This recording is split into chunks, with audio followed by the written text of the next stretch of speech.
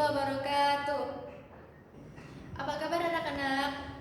Masih semangat kan pagi ini? Walaupun kalian belajar dari rumah. Sebelum pembelajaran hari ini kita mulai, alangkah baiknya kita berdoa terlebih dahulu. Bismillahirrahmanirrahim. Raditu billahi rabba wa bil islami dina wa bi Muhammadin nabiyya wa rasula. Rabbi zidni ilma warzuqni fahma. Amin ya rabbal alamin. Mulai pelajaran hari ini, ada istilah kan? Tak kenal maka tak sayang. Maka dari itu kita perkenalan dulu. Perkenalkan, nama saya Hanum Bashiroh. Saya mahasiswa IIKI Anur Yogyakarta yang sedang menjalani PPL. Kalian bisa memanggil saya Kak Hanum atau Bu Hanum. Ya, terserah kalian saja. Hari ini kita akan membahas tentang taubat dan taat. Dari taat dan taubat tadi kita akan membahas satu persatu mulai dari pengertian taubat. Taubat sendiri menurut bahasa berarti kembali, sedangkan menurut istilah adalah kembali ke jalan yang benar dengan didasari keyakinan yang kuat untuk tidak kembali kepada dosa-dosa yang pernah dilakukannya. Sebagai manusia yang kerap kali bersinggungan dengan yang namanya dosa atau kesalahan, baik itu kesalahan sebagai manusia individu dengan Allah maupun kesalahan manusia sebagai makhluk sosial dengan sesama anak Adam. Nah, maka dari itu Allah membuka jalan yang selebar-lebarnya bagi umat muslim untuk memperbaiki kesalahan dengan cara bertaubat. Taubat harus yang sebenar-benarnya, atau biasa kita kenal dengan istilah taubat nasuha. Jadi kita tidak mengulangi kesalahan sebelumnya. Allah itu Maha Pengampun, maka Allah mengampuni semua dosa hambanya kecuali syirik atau mempersekutukannya. Jenis dan syarat dari taubat. Jenis dan syarat taubat sendiri dibagi menjadi dua, yaitu taubat menyangkut dosa kepada Allah dan taubat yang menyangkut dosa terhadap manusia. Yang pertama, taubat menyangkut dosa kepada Allah. Imam Nawawi mengatakan bahwa ada 3 syarat melaksanakan taubat, dan syarat ini wajib dilakukan. Di antaranya yaitu meninggalkan perilaku dosa itu sendiri, lalu menyesali perbuatan maksiat yang telah dilakukan. Yang terakhir, berniat tidak melakukannya lagi selamanya.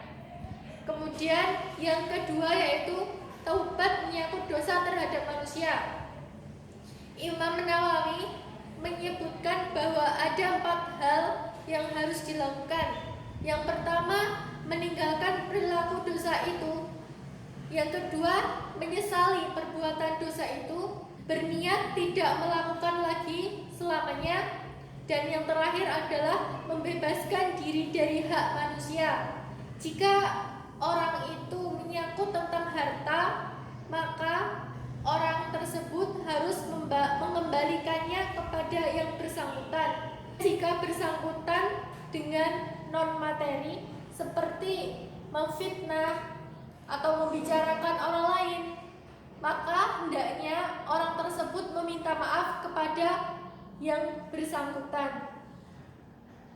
Taubat dari segala kesalahan tidaklah membuat seseorang terhina, justru akan menambah kecintaan dan kedekatan seorang hamba kepada Tuhannya. Allah berfirman, Innallaha yuhibbut tawwabina wa yuhibbul mutatahhirin. Sesungguhnya Allah menyukai orang-orang yang bertaubat dan mensucikan diri.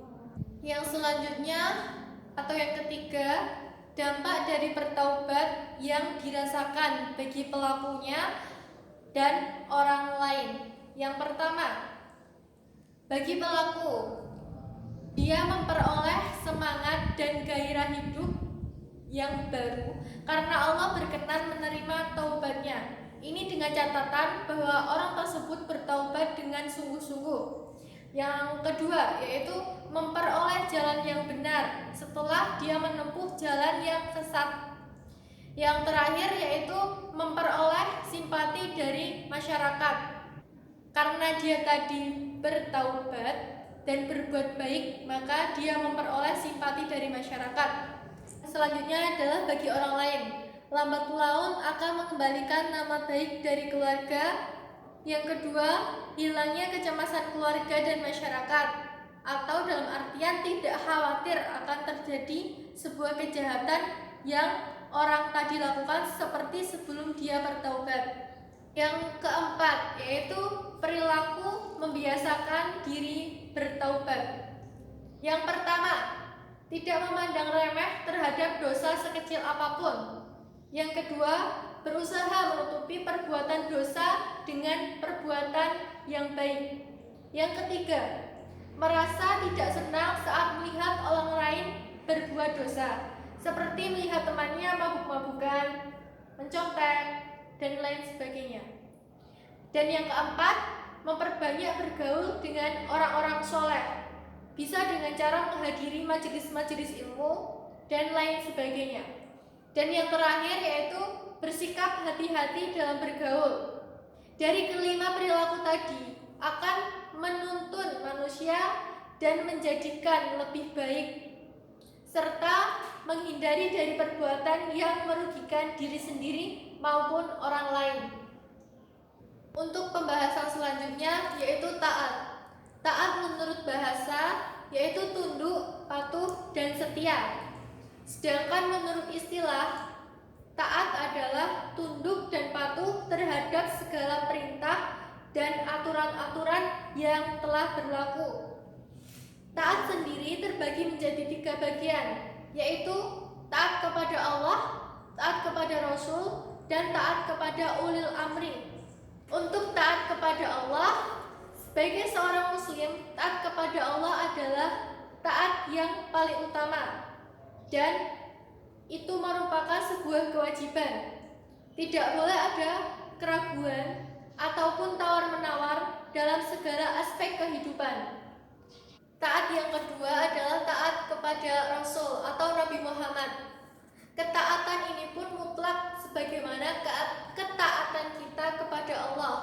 Taat kepada Rasul berarti kita juga taat kepada Allah, begitupun sebaliknya. Ketika seseorang tidak taat kepada Rasul, maka dia juga tidak taat kepada Allah. Untuk taat yang selanjutnya yaitu taat kepada pemerintah. Taat ini tidaklah mutlak, namun jika pemerintah memenuhi syarat, dia berpegang teguh kepada kitab Allah dan Rasulnya, maka kita juga wajib untuk menaatinya.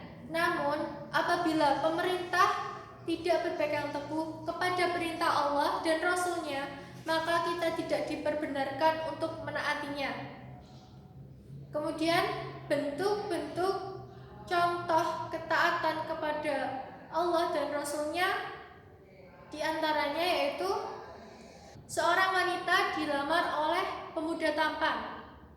Pemuda tersebut kaya raya, tetapi dia bukan seorang muslim. Sebenarnya si perempuan tadi juga mencintai pemuda tersebut. Namun karena Islam melarang seorang muslimah menikahi lelaki yang tidak muslim, maka perempuan tadi menolak dengan baik karena dia menaati Allah dan Rasulnya. Dan yang terakhir yaitu memperoleh kemenangan atau keuntungan yang besar. Yang terakhir yaitu cara membiasakan diri untuk taat kepada Allah dan Rasulnya.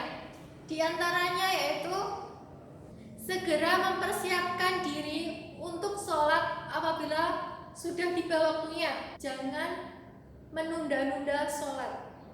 Yang kedua yaitu melatih diri untuk disiplin dalam berbagai hal, termasuk itu dalam belajar dan mengerjakan tugas sekolah. Jadi kalau anak-anak ada tugas sekolah, langsung dikerjakan, jangan menunda-nunda pekerjaan. Nanti malah kalau menunda-nunda, jadi menumpuk dan kalian kebingungan sendiri mau mengerjakan yang mana. Kemudian yang terakhir yaitu senantiasa menjaga diri agar tidak melakukan hal-hal yang dilarang oleh agama walaupun sedang sendirian, tidak ada orang lain yang melihat. Sekian materi untuk hari ini. Untuk materi selanjutnya akan disampaikan pada hari berikutnya. Kurang lebihnya mohon maaf. Wassalamualaikum warahmatullahi wabarakatuh.